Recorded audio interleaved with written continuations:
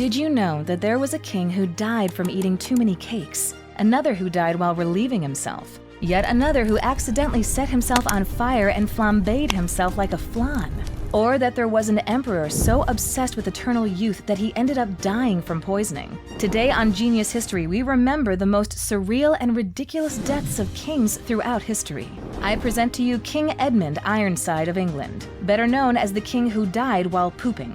Okay, let's go back to the year 1013. When the Danish king, Sweyn Forkbeard, and his son Canute II conquered England, Sweyn died and his son Canute II inherited both the crown of England and that of Denmark. But Edmund wasn't willing to give up his rightful power in England. He told Canute, "Hey darling, I'm the illegitimate king and you don't even know how to spell Canute with a C in English."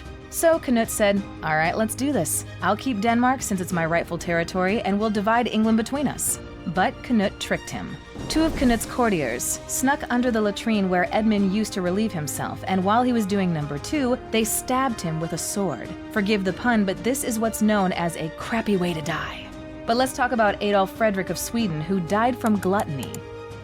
On Shrove Tuesday, the day before Ash Wednesday, which is the last day before Lent, a time of fasting and abstinence, King Adolf Frederick said, "I'm going to feast before the fasting, just like the contestants on Survivor before they head to the jungle." On the night of February 12, 1771, Adolf Frederick ordered a lavish and abundant dinner. There was seafood, smoked herring, various meat dishes, pickles, cold cuts, vegetables prepared in different ways. The vegetables to balance things out. 8 dishes in total, not counting the appetizers or desserts. At that time of year, there's a Swedish dessert called semla, which is made with marzipan dough and filled with cream. He loved this dessert so much that he decided to have it 14 times. What happened? Adolf Frederick literally burst.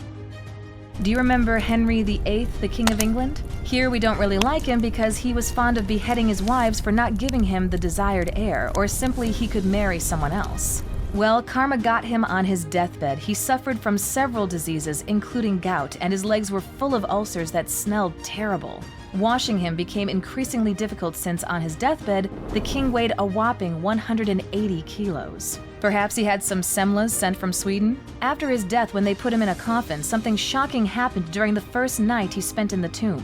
His body exploded. The corpse burst, spilling remains all over the floor, which were then devoured by a pack of dogs. To this day, historians haven't been able to determine whether this story is true or an urban legend. Apparently, it was foretold by a certain brother Petto in one of his prophecies. The Titanic royal family never disappoints. Let's stay in England, specifically with King Edward II, who was betrayed by his wife in a very cruel way. Shall I tell you about it? Let's continue talking about bizarre, ridiculous, and absolutely cruel royal deaths throughout history, and we were at Edward II of England. He was betrayed by his wife Isabella of France. Now, Isabella had lovers, but Edward was homosexual and also had a lover. Moreover, Isabella of France was very ambitious and wanted to get rid of her husband. So she concocted an elaborate conspiracy to have her husband executed in the most cruel way. Isabella publicly accused him of homosexuality to justify his execution. At that time, this was a capital offense. It's crazy to think that there are still countries today where this is punishable by death. It's always good to remember and denounce this. In the end, it was decreed that he be killed by inserting a red-hot metal rod into his, well, you get the idea. They believed this was the way to atone for his sin. The twisted methods they had back then for these things. It was the year 1327, and human rights were nowhere to be found. Let's just move on to Charles II of Navarre, nicknamed the Bad King, who accidentally set himself on fire. He was a very cruel and terrible person, hence his nickname, the Bad, but he also had many health problems. Karma.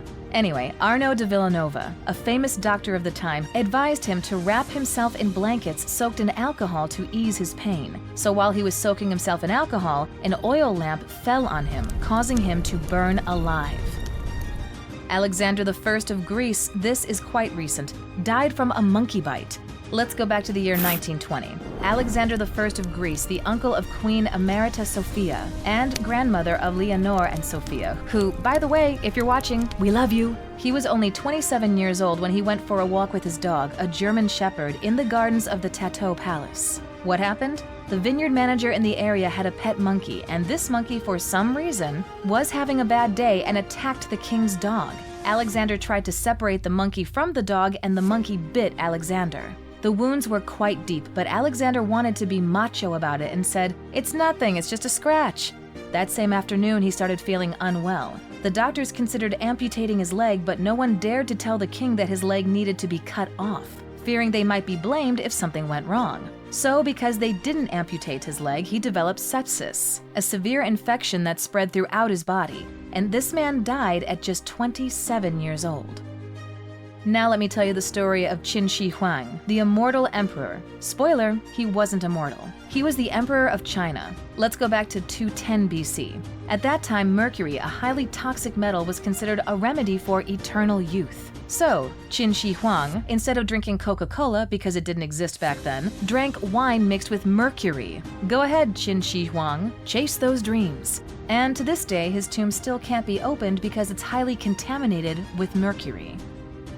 The conclusion: some people may wear a crown on their heads, but they may have nothing in their heads. Which story shocked you the most? Leave your thoughts in the comments.